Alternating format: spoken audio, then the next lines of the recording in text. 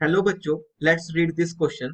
Question says tangents are drawn from the point P 3,4 to the ellipse x square by 9 plus y square by 4 equal to 1, touching the ellipse at points A and B.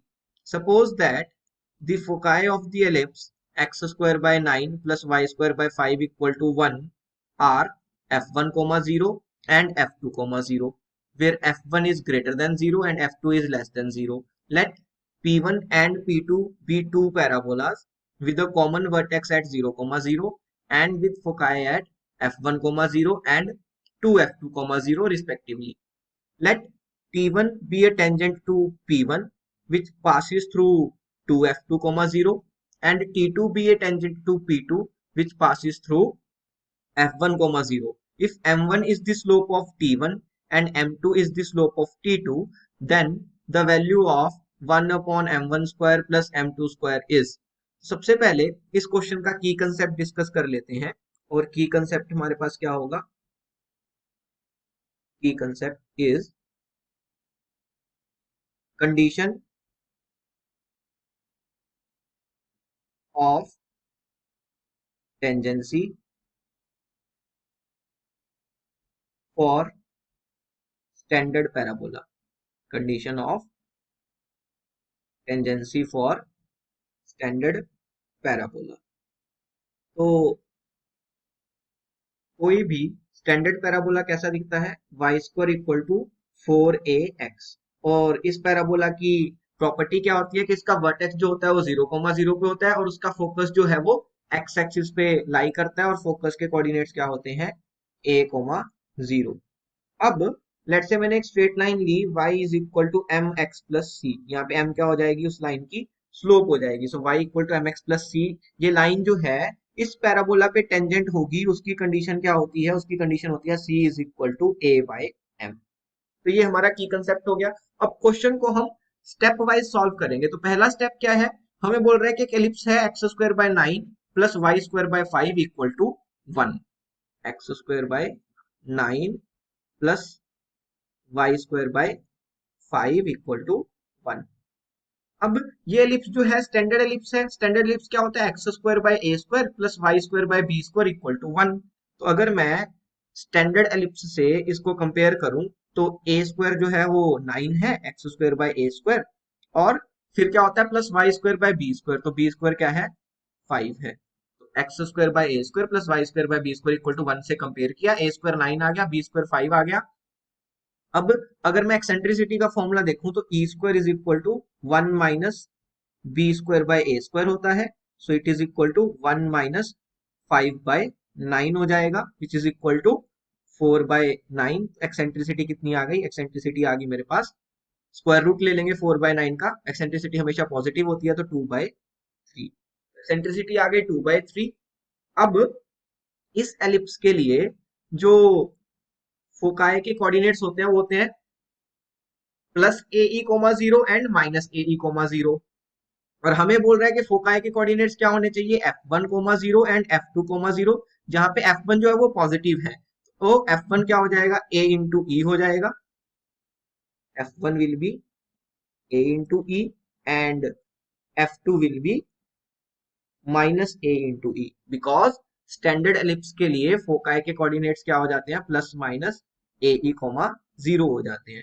और हमें क्या बोल रहा है, coordinates होने चाहिए f1, 0 and f2, 0. f1 जो है वो पॉजिटिव है, f2 जो है वो नेगेटिव है.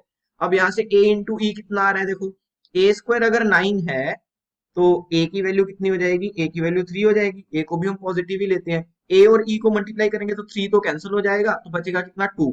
This means f1 is equal to 2 and f2 is equal to minus 2. तो f1 और f2 की वैल्यू आ गई. तो एक स्टेप जो है हमारा क्वेश्चन का कंप्लीट हो गया. नेक्स्ट बोल रहा है कि हमारे पास दो पैराबोलाज हैं P1 एंड P2 जिनका वर्टेक्स जो है वो 0,0 पे है, कॉमन वर्टेक्स है. बट P1 का जो फोकस है वो f1, 0 है और P2 का जो फोकस है वो 2f2, 0 है. तो हम क्लियरली देख सकते हैं कि P1 और P2 जो है वो स्टैंडर्ड पैराबोलाज है, बिकॉज वर्टेक्स 0,0 पे है और फोकस भी है जो दोनों के वो एक्स एक्सिस पे ही लाई कर रहे हैं. मींस मैं P1 की इक्वेशन एज्यूम कर सकता हूं, स्टैंडर्ड फॉर्म में एज्यूम कर लेंगे y square equal to 4ax. A की जगह पे मैं A1 लिख लूंगा। तो P1 जो पैराबोला है उसकी इक्वेशन मैंने क्या एज्यूम कर ली, y square is equal to 4A1x। अब मेरे को बोल रहा है कि P1 का जो फोकस है वो क्या है, P1 का फोकस है F1 कोमा 0। सो P1 का फोकस लेट से F1 है, तो उसका हमें क्या बोल रहा है, वो क्या होना चाहिए, स्मॉल F1 कोमा 0 होना चाहिए। अभी हमने वैल्यू देखी कि कितनी आ रही है, स्मॉल F1 की वैल्यू 2 आ रही है। तो इसका जो फोकस है वो क्या हो जाएगा, 2,0 हो जाएगा। बट होना क्या चाहिए, A1,0 होना चाहिए, बिकॉज स्टैंडर्ड पैराबोला के लिए फोकस के कोऑर्डिनेट्स तो A,0 होते हैं। तो यहां से मैं क्या बोल सकता हूँ कि A1 की वैल्यू कितनी होनी चाहिए, A1 2 आ गया। नेक्स्ट, अगर मैं पैराबोला P2 की इक्वेशन एज्यूम करता हूँ, let's say y square is equal to 4A2x। अब इसका जो फोकस है F2, वो क्या बोल रहा है, वो होना चाहिए 2 टाइम्स F2,0 और F2 की वैल्यू कितनी है, -2। तो 2 टाइम्स -2 मीन्स -4 हो जाएगा। सो -4,0 ये होना चाहिए। But according to the equation of parabola y square equal to 4A2x, इसके फोकस के कोऑर्डिनेट्स होने क्या चाहिए, A2,0 होने चाहिए। मीन्स A2 की वैल्यू मेरे पास कितनी आ गई, -4 आ गई। अब हमें बोल रहा है कि T1 जो टेंजेंट है वो है पैराबोला P1 पे, right. T1 be a tangent to P1 but which passes through 2F2,0। तो T1 जो है उसकी अगर मैं इक्वेशन एज्यूम करता हूँ, T1 की इक्वेशन क्या एज्यूम कर ली, y is equal to M1x plus C1। अब T1 जो वो पैराबोला P1 पे टेंजेंट है, तो एक जो हमारी कंडीशन ऑफ टेंजेंसी है वो क्या है, C equal to A by M। तो C1 should be equal to A1 upon M1।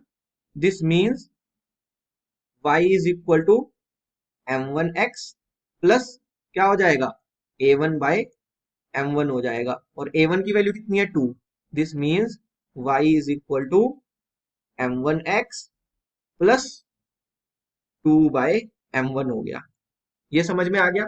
अब ये जो टेंजेंट है T1, ये किस पॉइंट से पास कर रही है, ये पास कर रही है 2F2,0 से। किस पॉइंट से पास कर रही है, 2F2,0। 2F2,0 मीन्स F2 की वैल्यू है -2। तो 2F2 कितना हो जाएगा, -4 हो जाएगा। तो ये जो टेंजेंट की इक्वेशन है T1, ये पास कर रही है -4,0 से। तो इसमें मैं क्या करूंगा, -4,0 इसके कोऑर्डिनेट्स सब्स्टिट्यूट कर दूंगा। तो हम y को 0 डालेंगे, x को -4 डालेंगे, तो कितना आ जाएगा, 0 is equal to -4M1 plus 2/M1 plus 2/M1। तो दिस मीन्स -4M1 जो है वो लेफ्ट हैंड साइड पे आ जाएगा। So 4M1 is equal to 2/M1। This means M1 square जो है वो कितना आ जाएगा, 2/4, that is half. M1 square half आ गया। So 1/M1 square, 1/M1 square, ये कितना आ जाएगा, 2 आ जाएगा। नेक्स्ट बात करते हैं टेंजेंट 2 की, दैट इज T2 की। अब T2 जो है वो है tangent to the parabola P2 but it passes through F1,0। So अगर मैं लेट से T2 की इक्वेशन एज्यूम कर लेता हूं, y is equal to M2x plus C2। अब ये जो लाइन है वो पैराबोला P2 पे क्या है, टेंजेंट है। और पैराबोला P2 की इक्वेशन क्या थी, y square is equal to 4 times A2 into x. अगर मैं कंडीशन ऑफ टेंजेंसी यूज करूं, सो C2 कितना होना चाहिए, C2 होना चाहिए A2 बाय M2। जिस तरीके से C1 जो था वो A1 बाय M1 था, तो C2 क्या हो जाएगा, A2 बाय M2। तो T2 की इक्वेशन क्या हो जाएगी, T2 की इक्वेशन हो जाएगी y is equal to M2x plus A2 by M2। A2 की वैल्यू क्या थी, अभी हमने निकाली, A2 की वैल्यू क्या थी, -4। तो यहाँ पे क्या आ जाएगा, y is equal to M2x -4/M2। अब बोल रहा है कि ये जो टेंजेंट T2 है वो किस पॉइंट से पास कर रही है, इट पासिस थ्रू F1,0। और F1 की वैल्यू क्या है, F1 की वैल्यू है 2। F1 क्या है, 2। तो मींस ये जो हमारी tangent y equal to m2x-4/m2 है, ये किस पॉइंट से पास कर रही है? ये पास कर रही है 2,0 से। f1,0 से पास कर रही थी, बट f1 की वैल्यू 2 है। दिस मीन्स 2,0 इस इक्वेशन को सेटिस्फाई करेगा, तो y इक्वल टू 0 और x को 2 डाल देंगे, तो 2m2 minus 4/m2। This means यहां से अगर मैं -4/m2 को लेफ्ट हैंड साइड ले आऊं, तो 4/m2 is equal to 2m2, तो यहाँ से m2 स्क्वायर कितना आ जाएगा? m2 स्क्वायर आ जाएगा 4/2 which is equal to 2। m2 square की वैल्यू कितनी आ गई? 2 आ गई। और 1/m1 स्क्वायर कितना आया है? 1/m1 स्क्वायर भी 2 आया है। हमें निकालना क्या था? हमें निकालना था 1/m1 square plus m2 square. तो 1/m1 स्क्वायर की वैल्यू भी 2, m2 स्क्वायर की वैल्यू भी 2। This means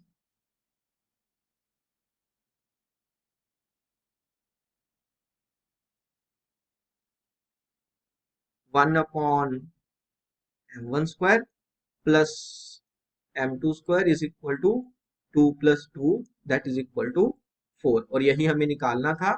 so 4 is our final answer. Hope you understood it well. Best of luck. Thank you.